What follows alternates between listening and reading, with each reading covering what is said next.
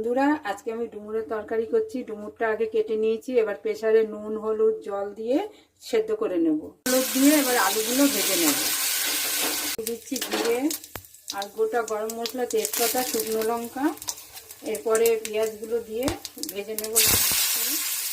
কুচানো পেঁয়াজগুলো ভাজা হয়ে গেছে। এবার এর মধ্যে একে একে দিয়ে দেবো পেঁয়াজ বাটা, রসুন বাটা, আদা বাটা। এবার এর মধ্যে আমি দিয়ে দিচ্ছি টমেটো বাটা দিয়ে এবার মশলাটা আমি কষিয়ে নেব। মশলাটা আমার ভাজা হয়ে গেছে। এবার সেদ্ধ করা ডুমুরগুলো দিয়ে আবার একটুখানি কষিয়ে নেব। এবার এর মধ্যে আমি দিয়ে দেবো জিরে ধনের গুঁড়ো আর লঙ্কার গুঁড়ো। এবার এর মধ্যে আমি ভাজা আলুগুলো দিয়ে দেবো, দিয়ে নেড়ে চেড়ে জল দিয়ে দেবো। জলটা ফুটতে শুরু করে দিয়েছে। এবার এর মধ্যে আমি দিয়ে দেবো একটু চিনি আর একটু গরম মশলা। মাংসের স্বাদে ডুমুরের তরকারি একদম রেডি।